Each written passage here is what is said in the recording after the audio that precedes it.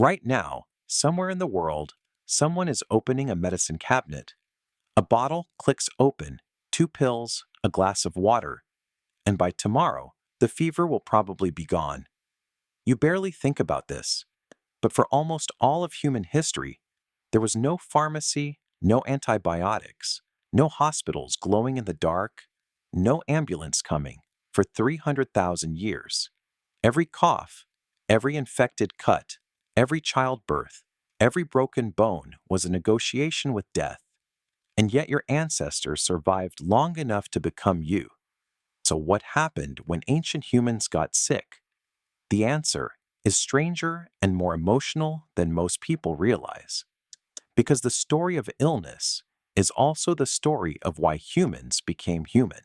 Well, let's start with a simple fact. Human beings are unusually fragile animals. A chimpanzee can survive wounds that would kill most humans. A wolf can walk on an injured leg for miles. Humans cannot. Our babies are helpless for years. Our skin tears easily.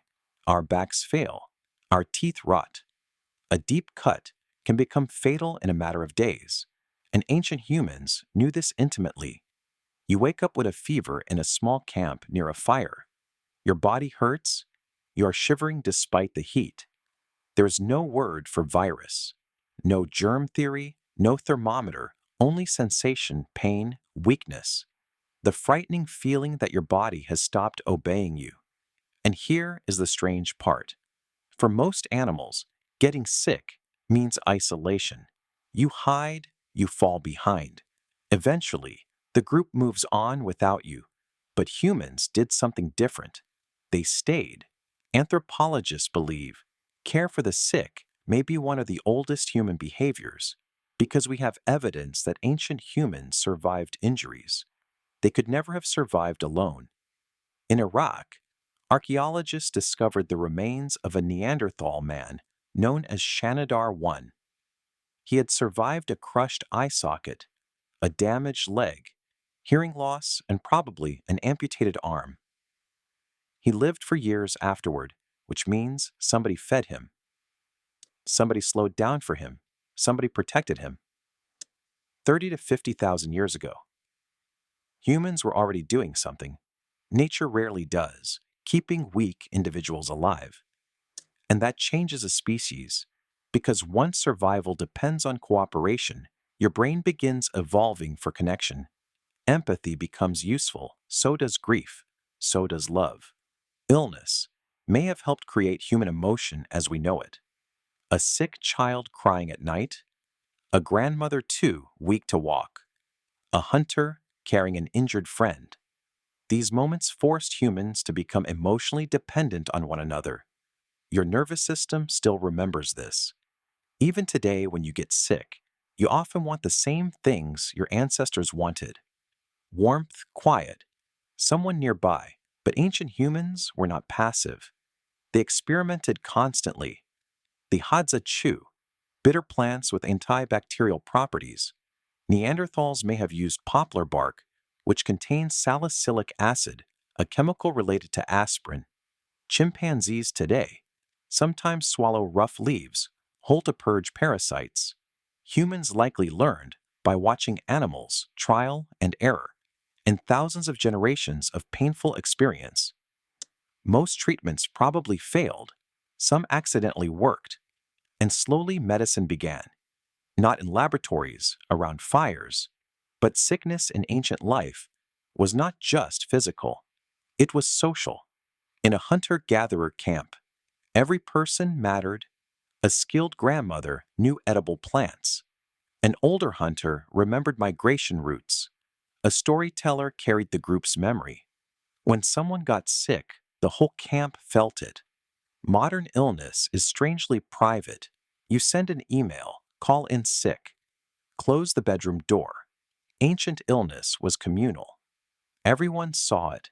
Everyone adjusted around it. A mother gathered food for an injured hunter. Children stayed quieter near the fire. Someone fed the sick person water.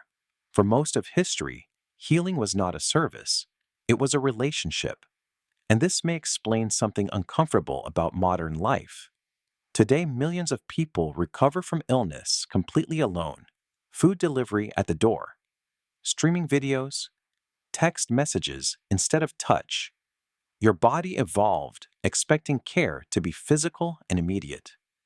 For hundreds of thousands of years, sickness meant closeness. Now it often means isolation, and your nervous system notices. Researchers have found that loneliness itself affects immunity. Chronic social isolation raises stress hormones like cortisol. It increases inflammation. It can even slow wound healing. Your immune system does not operate separately from your social world. For humans, the tribe was part of the treatment. Of course, ancient sickness was terrifying. Children died constantly. A simple infection could wipe out entire families. Tooth abscesses became lethal. Broken bones healed. Crooked parasites lived inside people for years. Life expectancy was short, not because humans were weak, but because the world was unforgiving. A fever at the wrong time of year could mean death. A difficult birth could leave children without mothers. Ancient people understood mortality far more intimately than we do. Death was not hidden behind hospital walls. It happened in camp, near the fire, in front of everyone. And yet, something strange happened because of this. Humans became extraordinarily good at emotional resilience. Anthropologists studying hunter-gatherers often notice how grief is shared collectively.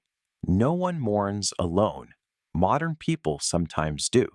We extended life dramatically, but we also professionalized care. Today, healing often happens between strangers, doctors, nurses, institutions. Ancient healing happened mostly between people who had known each other forever. Your grandmother, your mate, your siblings, the same people who sat beside you every night at the fire. And this created a different relationship with suffering itself. Modern culture often treats suffering as interruption, something to eliminate immediately. Ancient humans could not do that. Pain was woven into ordinary life, not because they were primitive, because they had no choice. And paradoxically, this may have made suffering feel less isolating. Everyone understood vulnerability, everyone depended on others eventually. The strong became weak. The young carried the old, then one day, someone carried them too. That cycle lasted for thousands of generations. Your brain evolved inside it. Today, you can survive illnesses that would have killed almost every ancestor you have. That is one of civilization's greatest victories. Antibiotics alone have saved hundreds of millions of lives. Vaccines reshaped human history. Modern surgery borders on miraculous. No serious person wants to go backward. But modern medicine also changed something quieter. It changed where suffering happens and who experiences it with you. For most of human history, healing was communal. Now it is often clinical, efficient, sterile, professional, and sometimes lonely. Your ancestors feared disease constantly, but they almost never faced it alone. And maybe that is part of why modern sickness can feel emotionally strange, not just because it hurts, but because somewhere deep in your nervous system, your body still expects a circle of people around the fire. Someone boiling water, someone touching your forehead, someone staying awake beside you in the dark. For 300,000 years, that was medicine too, and most of us never realized it was gone.